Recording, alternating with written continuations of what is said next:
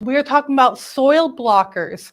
This is something that I hadn't tried until this year, and I'm so glad I did, because when I moved from Nevada to Kansas for this job, I gave away hundreds of dollars of seed starting equipment, and I worried about the investment I would need to make for my garden. And then I was introduced to the soil blocker, and that completely solved the problem with the investment. And I'm going to demonstrate how the soil blockers work. So this is a contraption that takes your seed starting mix and forms it into blocks. And you're going to put the seed into the block and grow it in the block. And that block's going to be pretty much freestanding. So this might bring up a whole bunch of different questions. How do you keep the block together? How do you feed the plant as it grows, etc.? So I'm going to talk about some of that and why I'm converted to soil blockers now. When you order soil blockers, it is important to get a good quality piece of equipment because there are some very cheap ones on the market. This is the one that Mother Earth News sells. As you can tell from the dirt, I have used it many, many times. If you look in the inside, this is a cube. There's a little divot there that when you make this block of soil, it has a little divot for the seed. So right now, I'm going to show you just the basic technique. I'm going to take a nice loose seed starting mix. I make my own seed starting mixes. One, because they're expensive to buy in the store. Two, because a lot of them contain peat moss, and that is so unsustainable. It's destroying ecosystems. I prefer to use coconut coir, and I prefer to use compost that I then baked in my oven to sterilize so there's no fungus in it. And then some kind of material that will monitor the moisture control. And I don't put too much fertilizer or manure in it yet because the seed still has enough nourishment to last until those first two leaves form at least. So I have this packed in. I like to pack it in pretty tight. And then I'm going to use this tray. This is a takeout lunch container that I got at the dollar store. And I'm using these for most of my seed starting. So I'm going to demonstrate. You can place the soil blocker in whatever container. You squeeze. There's your soil blocks. You can gently, very gently, because if you squeeze, it will fall apart. Pick these up. And you can put them inside your different containers. Or you don't have to use one of these. These save me so much money because let me show you what I did for these pepper seeds. For Valentine's Day, we bought this cake at the grocery store. And look, it's a perfect greenhouse. So take me a second to open this.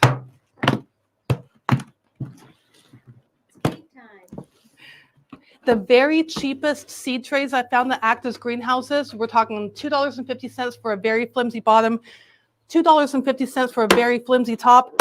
This I got for free while getting a cake for my family. You can see the soil blockers in there. These are violet sparkle peppers, and I planted these last Saturday. I've had them on a heat mat. They should be germinating soon, and the ridges in the bottom of the cake taker allow me to water from the bottom. And I can put the dome on top, and it serves as a greenhouse. And then once these sprout, once they're ready for transplant, I simply take one of these cubes, just like I am taking here. By then, the roots will have grown enough to really hold this cube together. I'm going to put this in a container to transplant and put more soil around it. Or if all danger of frost has passed, I can put this right in the garden, just like that. Now, these are pretty big cubes, but there is a much smaller soil blocker. This one is tiny. I will show you how to use this one. It's the exact same principle. Pack it full of soil. I like to pack with my hands to get it a little bit more tightly packed.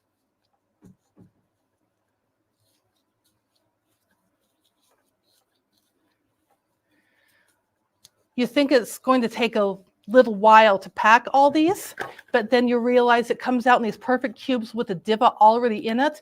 These end up taking me less time than filling my seed trays with a seed starting mix, pouring on warm water, waiting for everything to absorb. Because it actually ended up saving me a whole lot of time, especially during transplant, which is something I'm going to show you in a minute. So this is the mini soil blocker, super tiny right there. So, and again, lunch container. It has holes poked in the bottom so that if I want to water it, all I have to do is take this tray and put it in maybe the lid of this container that has water in the bottom. That's what I do to water it while it's still tiny. You put it in, squeeze. Look at that. That is the perfect fit. From there, I can squeeze more blocks onto another tray and very gently put them in there to fill it. That is exactly what I've done with this cabbage. This is a red cabbage. We got this seed from Meadowlark Hearth. We're excited to grow this beautiful red cabbage. I am going to show you how to transplant. So we have this red cabbage in these tiny soil blockers, and we have one seed per soil block. Now, when it's time to transplant, I'm going to take out this block. I'm going to separate them into individual blocks. I'm going to thin them. So remember, if you let both of these grow, they're going to crowd each other out and you're not going to get good cabbage. So you want a thin one. I'm going to choose the healthiest. And I just like to cut them instead of pull them. That way you're not doing any damage to the roots of the healthy one. Now I'm going to take my large soil blocker. We had an insert. Yes, thank you. They were hiding. These are inserts that go into the large one, and that creates a divot exactly the size of the small cube.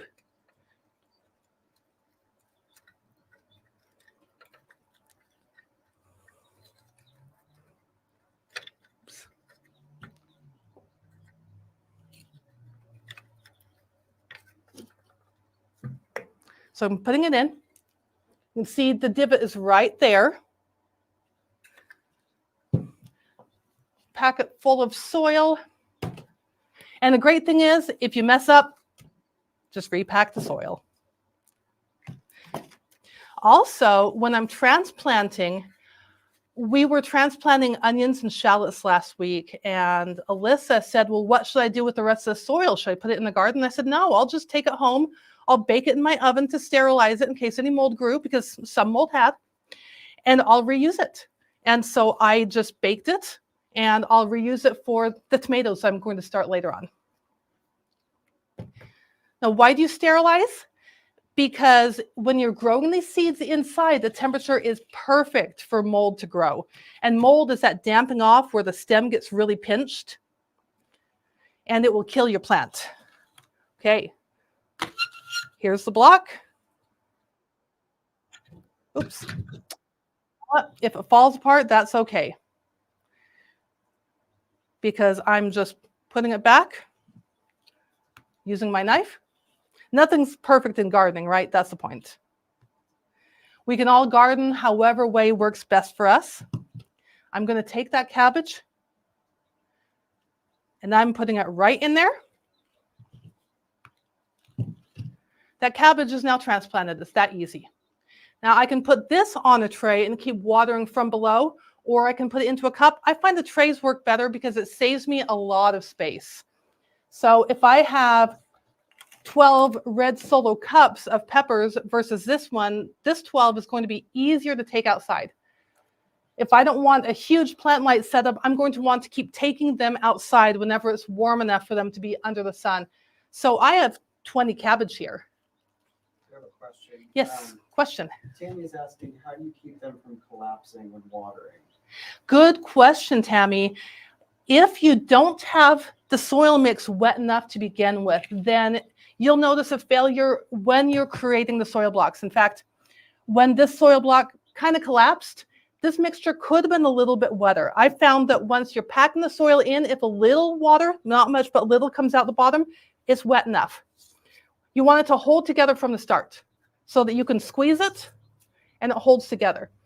Once you get that shaped, you want to water from the bottom or water with a mister. If you're putting it in a greenhouse type setup, for instance, this shallot container, when I started these shallots, I started them and then I put the lid from the takeout container on top and it served as a greenhouse. I'm not going to need to water because it's not losing any water. Once it sprouts and I take the lid off, I have holes in the bottom here and it's going to be sitting on that tray and I water from the bottom. And it just soaks up as much water as it needs and it holds together very, very well. You do have to be a little bit careful. Don't pour on water from the top, but that's something you shouldn't do with new seedlings anyway. Once they get bigger, the roots will grow enough to hold that block together and the roots will air prune. That means they reach the outside and they stop and they just keep growing inside the soil block. But if you have a mixture that just won't hold together, I recommend maybe adding some compost to it or a sterilized potting soil, and that can help hold it together even more. If you're using just perlite, vermiculite, and coconut coir, might not hold together, so add some more of that organic material. Make sure your water content is good to go.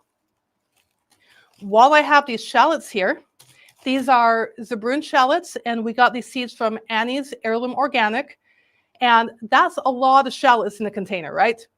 These little soil blockers, I like it because if you have teeny tiny seed, this is true potato seed, super, super tiny. Do we want to do a close-up on any of that? Okay. These are, if you've never grown potatoes from true seed, they're super tiny. And I have them in the tiny soil blockers to make transplanting a lot easier because they're the size of crushed pepper, the black pepper.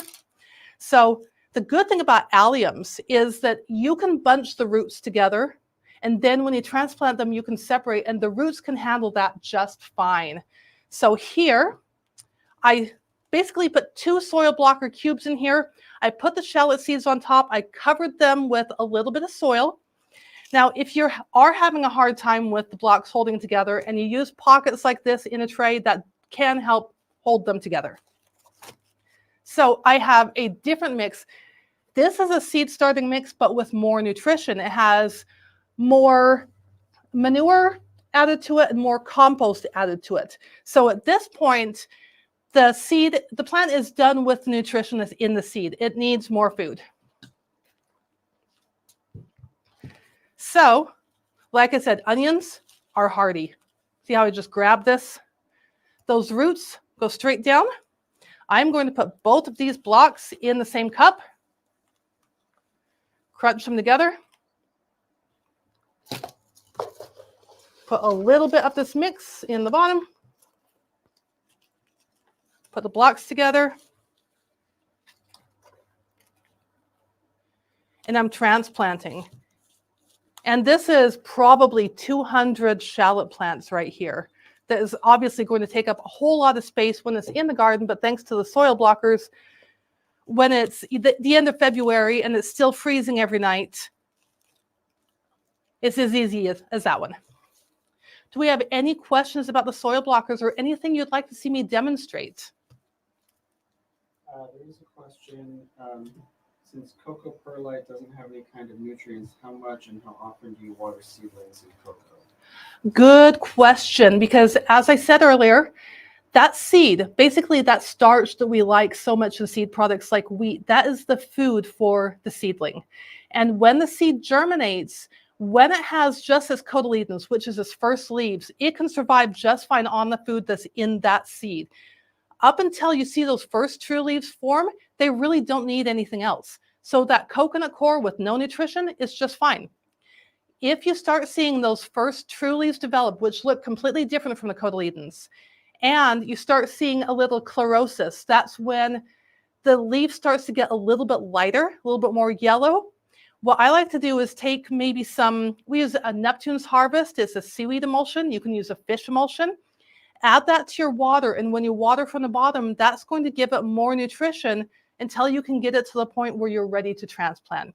Then when you transplant, make sure that compost or that manure is in your mix, and that will provide plenty of nutrition. Do we have any other questions? Can you tell us more about the issue? More about the issue. Wonderful. I'm glad you asked. This is the February-March issue of Mother Earth News. If you look on the cover, those are soil blockers. So we have Swiss chard here. And actually, if you have an issue of Mother Earth News in front of you and you want to see what a nice, more grown seedling looks like in a soil blocker and the air pruning of the roots, check out our front cover. So you see the roots have come to the outside and they've stopped. But that plant is doing just fine. So when you want to transplant that, you just take that and plug it in. This issue also has some wonderful tips on seed starting. We have in Country Lore and in our feature articles, tips on starting seeds cheaply. That includes building the paper pots. That includes germinating cheaper. And that includes certain tips to avoid disasters, such as when you sterilize your seed starting mix. It has several recipes for seed starting mixes, depending on whether you're planting vegetables or succulents, or we even have a writer and editor who grows carnivorous plants, and he gives a seed starting mix for that. This issue is so full of tips. It also has an article on how to calculate how many seeds you should start. Now remember, each time you choose one seed over a store-bought plant, you're saving about $5. And so when you add that up for a big garden, anything you can do to reduce the cost of starting seeds is going to reduce the cost of your food later on in the season. Can you access it online?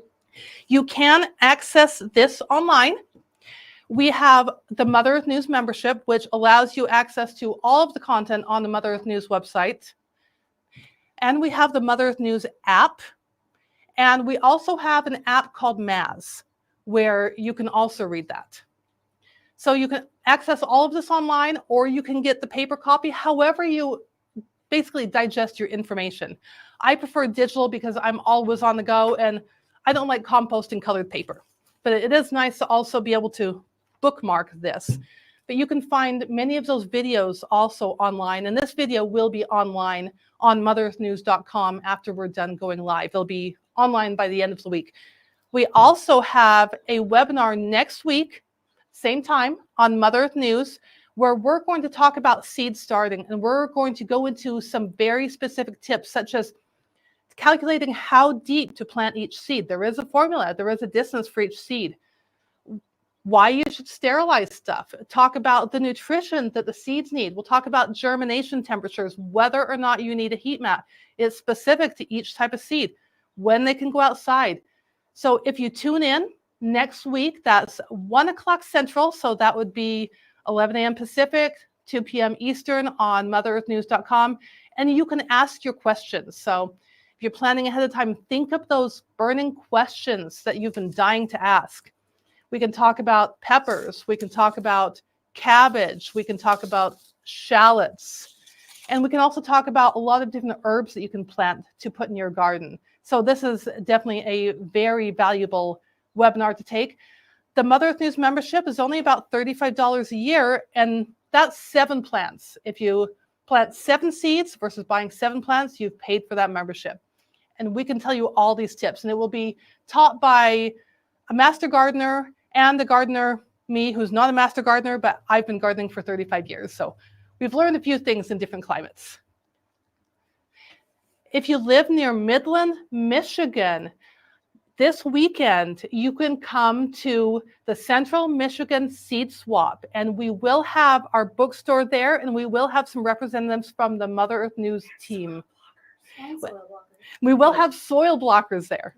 And so you can test out the soil blocker. You can get your hands in this mix, which is the mix that I've created. I'll send over, and you can try the soil blocker, and you can see for yourself before you buy how well these blocks are going to hold up to planting. It's a great opportunity. Right? Do I have any questions? That's it. Wonderful. Thank you for tuning in. We hope you try soil blockers. I can't tell you enough how much money this has saved me just this year, being able to use these takeout containers, these recycled containers, and planting the blocks, and the time I'm saving in transplanting. Thank you very much for tuning in.